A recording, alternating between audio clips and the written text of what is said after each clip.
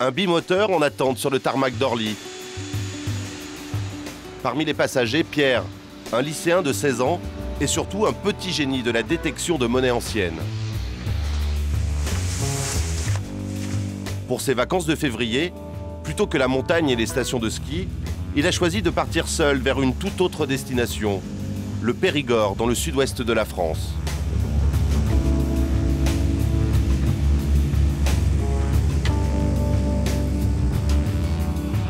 Le pays du foie gras, mais aussi des villages historiques et surtout des châteaux forts. Une région au passé si riche qu'elle regorge de trésors. Pierre joue avec des détecteurs de métaux depuis qu'il a 6 ans. Son grand-père habite ici. Pour l'ado, la zone est devenue un terrain de jeu idéal.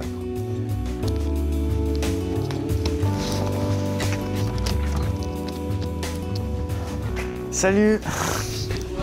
C'est moi.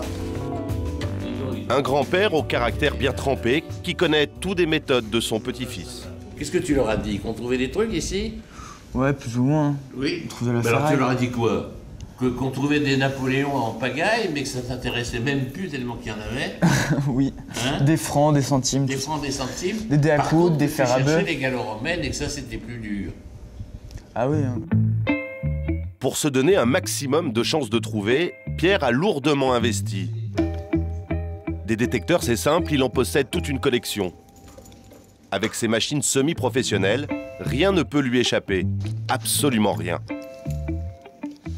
Je pars toujours avec plusieurs détecteurs et plusieurs disques. Parce que, bon, un disque beaucoup plus large, je vais couvrir beaucoup plus de surface. Et avec un petit disque comme celui-ci, c'est pour la finition. C'est pour finir les... Plus de précision. Plus de précision, finition, etc. Et il y en a pour combien pour ce matériel? 2500 € minimum. Un loisir pas vraiment accessible à toutes les bourses, mais qui peut rapporter gros. C'est ce qu'il va essayer de nous prouver. Juste à côté de là, un petit village désert. C'est ici qu'habite le propriétaire d'un champ qu'a repéré Pierre. Quelqu'un? Pour le fouiller, il a besoin de son autorisation. S'il refuse, l'aventure est terminée. Bah là, je cherche à trouver le propriétaire du terrain. Et donc, de demander l'autorisation, hein, parce que ça passe par là, mais il y a l'air d'avoir personne. Il n'y a pas de sonnette, il n'y a rien.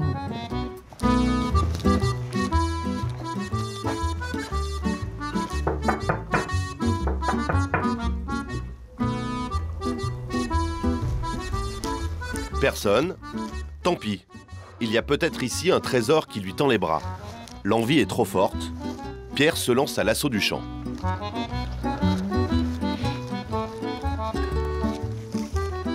Sa passion, il préfère la vivre seul.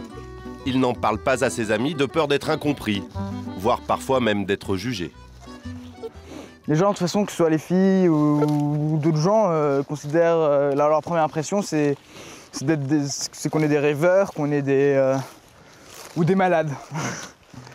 Ça dépend. Mais après, il y a des gens qui sont très intéressés, qui adorent ça, mais moi, je m'en fiche. Je m'en fiche de ce que j'en pense.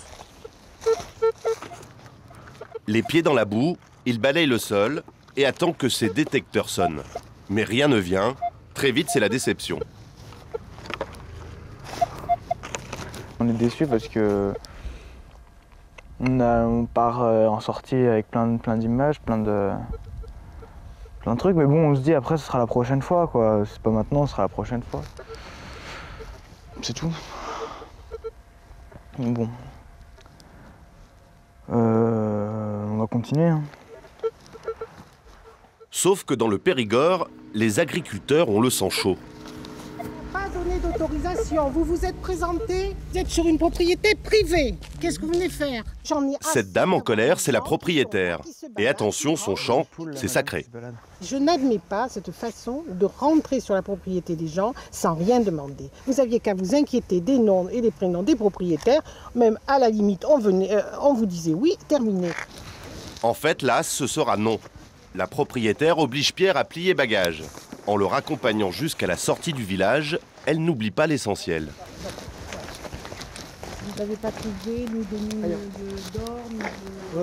On a beau demander des autorisations, il y aura toujours quelqu'un qui va venir et qui va vous embêter, de toute façon. Donc c'est pénible. Nous, on est considérés comme des pilleurs, des voleurs même parfois. Alors qu'on demande des autorisations et la détection de loisirs est en danger à cause de ça. Cependant, il en faut plus pour décourager le jeune prospecteur. Nous le retrouvons dans sa chambre, chez son grand-père. C'est là qu'il fait ses recherches avant de partir sur le terrain. Et il ne laisse rien au hasard. Avant de sortir, je fais toujours un maximum de recherches. J'utilise toujours des livres, voilà, là c'est ma bibliothèque ou des livres d'histoire, de géographie, c'est très complet. J'utilise beaucoup ce livre sur la Dordogne, l'histoire de la Dordogne en particulier. Et aussi j'utilise des logiciels comme des logiciels de localisation satellite pour quand j'ai de l'histoire sur un terrain, le visualiser. J'imprime la carte. Là, sa cible, c'est la plus belle forteresse médiévale de la région. L'idéal pour mettre la main sur un trésor. Ça, c'est les ruines. Et pourquoi le château de Carlu est intéressant? Bah, comme tous les châteaux, il y a eu de l'histoire. En plus, il est daté du XIe siècle. Ce qui est très ancien. Il est entouré il est en hauteur, entouré de champs. Il y a une rivière qui passe à côté. Là où il y a de l'eau, il y a de la vie. Et là où il y a de la vie? Il y a de la monnaie. L'accord du maire est obligatoire. Et Pierre le sait bien. Car en France, les fouilles sur les sites historiques sont strictement réglementées par la Direction régionale des affaires culturelles. Cette fois-ci, il ne va pas prendre le risque d'être expulsé comme dans le champ. Le lycéen va directement à la mairie, sans prendre rendez-vous, juste au culot. Bonjour, ce serait pour voir monsieur le maire. Bonjour. Bonjour. Bonjour. Pierre. Parfait. Voilà, je viens vous voir pour... parce que je fais de la prospection, détecteur de métaux. Donc j'utilise pour voir un peu ce qu'il y a dans le sol, voir sortir la ferraille, tout ça, des objets anciens, etc. Donc j'aimerais bien savoir si vous avez des endroits appartenant à la mairie où je pourrais détecter, prospecter. On peut vous aider, oui, on va trouver ça, on vous trouvera sûrement des terrains. Mais vous faites ça dans quel but? Ah, c'est un loisir. C'est un loisir, d'accord. Ouais. Vous n'êtes pas dans une école qui... non. C'est uniquement personnel? C'est personnel, c'est un loisir, c'est pour sortir un petit peu, s'aérer, marcher. Ah d'accord. Brigitte, c'est ouvert la plateforme, le château là-haut? Peut-être. Hein? Oh, est-ce que c'est ouvert? Peut-être, oui, c'est ouvert. Pierre n'en revient pas. Le maire lui ouvre grand les portes du château. Une première pour lui. Jamais personne ne lui avait fait un tel cadeau. Le site est à lui tout seul pour quelques heures jusqu'à la tombée de la nuit. C'est trop court, bien trop court.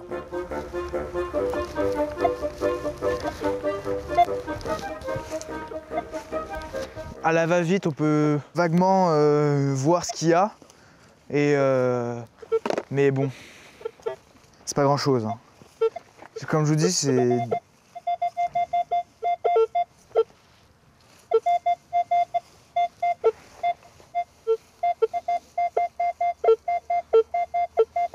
C'est des années.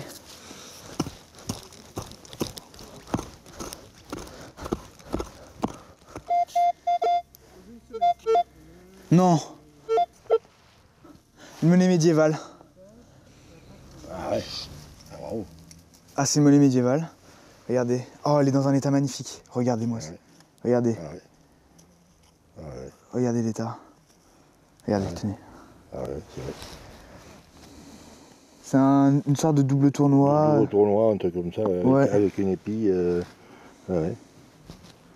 Ah bravo, c'est bien. J'ai déjà vu ce type de pièce, mais pas dans un état aussi Aussi beau. Ouais. Ah, c'est Il y a, beau, d'accord, avec ouais. autant de détails et Ouais. c'est une très belle découverte. Le maire est impressionné. En 5 minutes, l'ado a trouvé une monnaie vieille de 500 ans. Et ce n'est qu'un début. L'élu ne lâche plus Pierre des yeux, qui fait trouvaille sur trouvaille. Un bouton de soldat du Moyen-Âge et bien sûr des pièces, encore Et encore.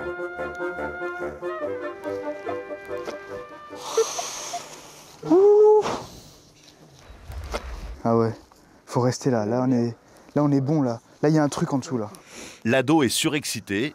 Le maire lui fait une proposition. Je veux bien que vous reveniez là pour voir si on peut trouver d'autres choses. Hein.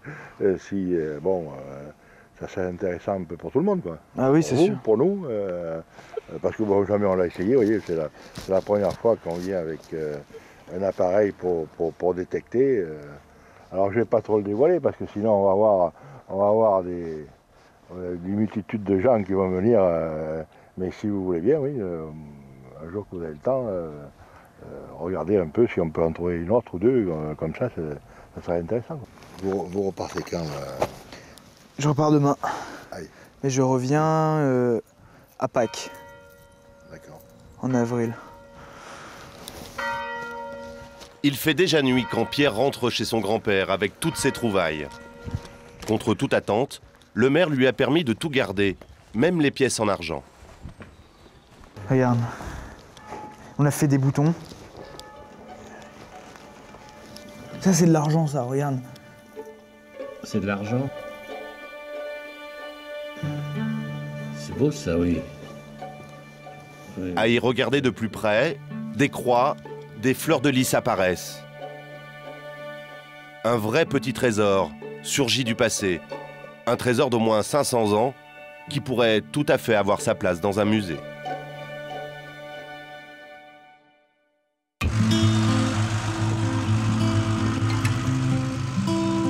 C'est le printemps dans le Périgord. Enfin les vacances de Pâques. Pierre peut retourner au château de Carlu et reprendre ses fouilles, comme le lui avait promis le maire en février. Ça fait des semaines qu'il attend ce moment, qu'il y pense tout le temps. Un trésor l'attend dans ce château. Il en est persuadé. Arrivé dans la petite mairie, l'accueil est plutôt froid. Ah ouais, M6, d'accord. Attendez 2 secondes là. Pierre est inquiet. Peut-être que le maire a été averti qu'il n'avait pas le pouvoir de le laisser fouiller sur un site archéologique. Il peut décider que finalement c'est pas utile, qu'il peut faire appel à d'autres personnes. Évidemment, le comportement humain sur ce genre de choses est vraiment imprévisible. On peut avoir des autorisations pour des champs et 2 semaines plus tard on l'aura pas. Il suffit qu'il regarde un reportage, qu'il aille sur internet, tout ça quoi, ça peut tout changer, bien sûr. Ah vous... Non, terminé là, moi. Terminé? Terminé. Pourquoi? Parce que mon conseil m'a dit que bon ben ça suffit, vous en avez fait quand même pas mal déjà, je pense. Bah justement, nous on était venus pour ça et venir en fait, tout ce qu'on trouvait, c'était pour vous et vous aider à faire une vitrine. Oui, non mais bon, attendez, là je suis pas le seul à disposer de trucs. Les Amis de Carlu, l'association des Amis de Carlu, on a fait, je pense, pas mal, je pense déjà. Hein? Alors, donc, je pense que c'est dommage parce que nous, il y a encore beaucoup de choses à trouver dans ce château. Oui, non, mais bon, pour le moment, on en reste là. Voilà. D'accord. Tout ce que je peux vous dire. Si vous voulez, quelqu'un pour nous surveiller, il n'y a pas de problème. Et comme ça vous permettra de faire une vitrine. C'est pas une histoire de surveiller ou pas. L'association qui gère le château n'a pas souhaité pour le moment qu'on en fasse plus. Bon, moi, je vais pas aller à l'encontre d'eux, vous comprenez. Bon, c'est tout, c'est pas... Et en haut, on est tous. Très bien. Je ne peux pas vous en dire plus. Ouais. Bon, allez, on va aller. Bon, bah, merci beaucoup. Hein. La déception est énorme pour l'ado. Il croyait tellement pouvoir chercher son vrai premier trésor. Sur le chemin du retour, il craque. Non mais je suis pire que dégoûté, c'est...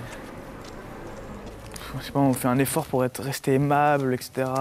Aider les gens, proposer. Finalement ça sert à rien, ça sert à que dalle. On se on se fait avoir par d'autres personnes qui sont 10 fois plus intéressées, qui veulent vendre leurs trucs. Enfin, c'est... Bon, bref, ça m'énerve.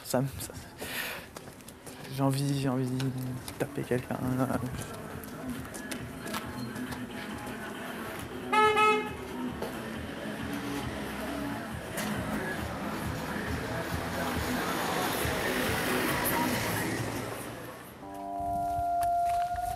Il n'a plus qu'à rentrer chez son grand-père, où toute sa famille l'attend en héros. Mais le cœur n'y est plus pour l'ado, qui a même du mal à leur avouer son échec. Voilà Pierre déjà. Comment ça s'est passé, vous qui étiez témoin? Il a pas voulu. Quoi? Il n'a pas voulu. Il n'a pas voulu que vous bagarriez ou que vous y alliez? Hein? Il n'a pas voulu. Non. Si, il n'a pas voulu. Ouais, non, mais je m'en doutais. Je l'avais dit à ta mère. Si vous venez pas pour lui, il faut... c'est normal. Hein. Mais alors, qu'est-ce qu'il a donné comme raison? C'est le conseil d'administration qui veut pas. Ça a été voté au conseil d'administration si j'avais le droit ou pas de venir et ils ont dit non. Ils ont dit non. Ils ont tout stoppé, ils veulent pas. C'est la consternation dans la famille. À table, le débat continue. Les parents de Pierre cherchent les mots pour le réconforter. On les sent révoltés face à ce qu'ils vivent comme une injustice. Le trésor, etc., etc. Tout de suite, tout le monde, c'est un sujet qui est assez... Pierre retrouve vite le sourire car il sait qu'il y a encore tant d'endroits où chercher dans la région. Il reprendra son bâton de pèlerin et continuera à se promener dans la campagne. C'est bien de le faire à cet endroit-là, mais on trouve énormément de choses. Ailleurs aussi. Ailleurs aussi.